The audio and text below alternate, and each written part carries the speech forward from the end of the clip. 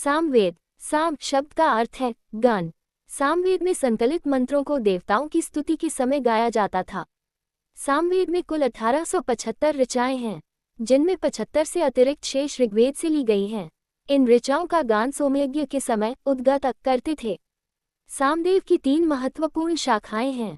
1. कौतुमीय, 2. जैमिनीय एवं 3. रानायनीय। देवता विषयक विवेचन की दृष्टि से सामवेद का प्रमुख देवता सविता या सूर्य है। इसमें मुख्यतः सूर्य की स्तुति के मंत्र हैं, किंतु इंद्र सोम का भी इसमें पर्याप्त वर्णन है। भारतीय संगीत के इतिहास के क्षेत्र में सामवेद का महत्वपूर्ण योगदान रहा है। इसे भारतीय संगीत का मूल कहा जा सकता है। सामवेद का प्रथम दृष्टा वेदव्यास के शिष्य जैमिनी को माना जाता है। सामवेद से तात्पर्य है कि वह ग्रंथ जिसके मंत्र गाए जा सकते हैं और जो संगीतमय हों। यज्ञ, अनुष्ठान और हवन के समय ये मंत्र गाए जाते हैं। सामवेद में मूल रूप से 99 मंत्र हैं और शेष ऋग्वेद से लिए गए हैं। इसमें यज्ञानुष्ठान के उद्गात्र वर्ग के उपयोगी मंत्रों का संकलन है। इसका नाम सामवेद इसलिए पड़ा है कि इसमें गायन पद्धति के निश्चित मंत्र ही हैं। इसके अधिकांश मंत्र ऋग्वेद में उपलब्ध होते हैं, कुछ मंत्र स्वतंत्र भी हैं। सामवेद में ऋग्वेद की कुछ ऋचाएं आकलित है। वेद के उद्गाता, गायन करने वाले जो कि सामुक सामगान करने वाले कहलाते थे। उन्होंने वेदगान में केवल 3 स्वरों के प्रयोग का उल्लेख किया है, जो उदात्त, अनुदात्त तथा स्वरित कहलाते हैं। सामगान व्यावहारिक संगीत था, उसका विस्तृत विवरण उपलब्ध नहीं है। वैदिक काल में बहुविध वाद्य यंत्रों का उल्लेख मिलता है, जिनमें से 1. तंतु वाद्यों में कन्नड़ वीणा, करकरी और वीणा। 2. घन वाद्य यंत्र के अंतर्गत गंधर्भी, आडंबर।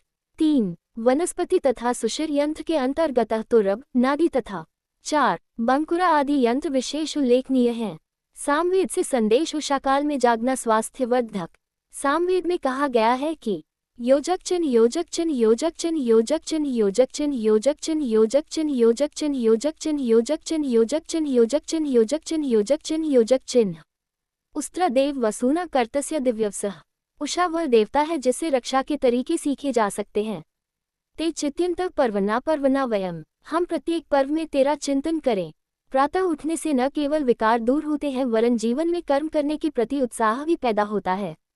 अगर हम आत्ममंथन करें तो पाएंगे कि हमारे अंदर शारीरिक और मानसिक विकारों का सबसे बड़ा कारण ही सूर्योदय के बाद नींद से उठना है। हमारी समस्या यह नहीं है कि हमें कहीं सही इलाज नहीं मिलता, बल्कि सच बात यह है कि अपने अंदर विकारों के आगमन का द्वार हम सुबह देर से उठकर स्वयं ही खोलते हैं।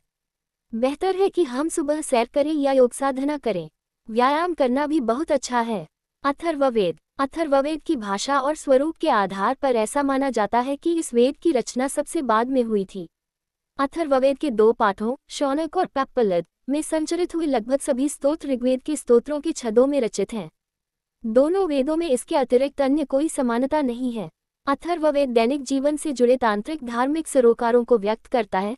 इसका स्वर ऋग्वेद के उस अधिक पुरोहिती स्वर से भिन्न है, जो महान देवों को महिमामंडित करता है और सोम के प्रभाव में कवियों की उत्प्रेरित दृष्टि का वर्णन करता है। अथर्ववेद में आप देवता से संबंधित 3 सूक्त हैं। ये तीनों सूक्त अपाव भेषज अर्थात जल चिकित्सा से संबंध रखते हैं। पाठकों के लाभार्थ उक्त तीनों सूक्त प्रस्तुत है। अथर्ववेद प्रथम कांड चतुर्थ सूक्त मंत्र दृष्टा सिंधुद्वीप ऋषि देवता अपान पात सोम और आप। छंद 1 2 3 गायत्री। 4 पुरस्तात् बृहति मंत्र अम्बयो यंत्यध्वमिर्जाम्यो अध्वर्यताम प्रिंचतीर मधुना पयः।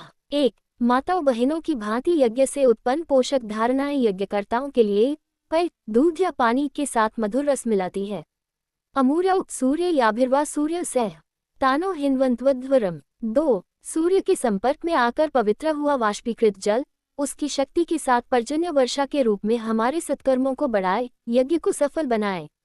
अपो देवीरुक हवये यत्र गाव पिबन्ति नः सिंधुभ्यः कर्त्वम हवेः। 3. हम उस दिव्य आपह प्रवाह की अभ्यर्थना करते हैं जो सिंधु अंतरिक्ष के लिए हवि प्रदान करते हैं, तथा जहाँ हमारी गौएं इंद्रियां वाणियां तृप्त होती हैं। जीवनी शक्ति, रोगनाशक एवं पुष्टिकारक आदि दैवी गुणों से युक्त आपह तत्व हमारे अश्वों व गौओं को वेग एवं बल प्रदान करे। हम बल वैभव से संपन्न हों। अथर्ववेद से संदेश। अथर्ववेद से संदेश जो अहंकारी को परास्त करे वही इंद्र समान राजा। सभी मनुष्य को अपने लिए नियत तथा स्वभाव के अनुकूल कार्य करना चाहिए। इतना ही नहीं, अगर सार्वजनिक हित के लिए कोई कार्य आवश्यक करने की अपने अंदर क्षमता लगे तो उसमें भी प्राणपण से जुट जाना चाहिए। अगर हम इतिहास और धर्म पुस्तकों पर दृष्टिपात करें तो सामान्य लोग तो अपना जीवन स्वयं और परिवार के लिए व्यय कर देते हैं, पर जो ज्ञानी, त्यागी और सच्चे भक्त हैं पर सार्वजनिक हित के कार्य न केवल प्रारंभ करते हैं बल्कि समय आने पर बड़े बड़े अभियानों का नेतृत्व कर समाज को सम्मान और परिवर्तन की राह पर ले जाते हैं। ऐसे लोग न केवल इतिहास में अपना नाम दर्ज करते हैं वरन अपने भगवत स्वरूप हो जाते हैं। भारतीय अध्यात्म ग्रंथ अथर्ववेद में कहा गया है कि यह श्रद्धते नानुदाति शुद्ध्या दस्योर्हंता स जनास इंद्र। जो मनुष्य अहंकारी के अहंकार को दमन करता है और जो दस्युओं को मारता है वही इंद्र है। यो जाभ्या मैथ्यस्थायम दुधूर्षति ज्योष्ठो पद प्रचेतास्ताहुरद्यति गति। जो मनुष्य दूसरी स्त्री को गिराता है, जो मित्र की हानि पहुंचाता है, जो वरिष्ठ होकर भी अज्ञानी है, उसको पतित कहते हैं। एक बात निश्चित है कि जैसा आदमी अपना संकल्प धारण करता है उतनी ही उसकी देह और मन में शक्ति का निर्माण होता है। जब कोई आदमी केवल अपने परिवार तथा स्वयं के पालन पोषण तक ही अपने जीवन का ध्येय रखता है तब उसकी क्षमता सीमित रह जाती है, पर जब आदमी सामूहिक हित में चिंतन करता है तब उसकी शक्ति का विस्तार भी होता है। शक्तिशाली व्यक्ति वह है जो दूसरे के अहंकार को सहन न कर उसकी उपेक्षा करने के साथ दमन भी करता है। समाज को कष्ट देने वालों का दंडित कर व्यवस्था कायम करता है। ऐसी मनुष्य स्वयं ही देवराज इंद्र की तरह है जो समाज के लिए काम करता है। शक्तिशाली मनुष्य होने का प्रमाण यही है कि आप दूसरे की रक्षा किस हद तक कर सकते हैं।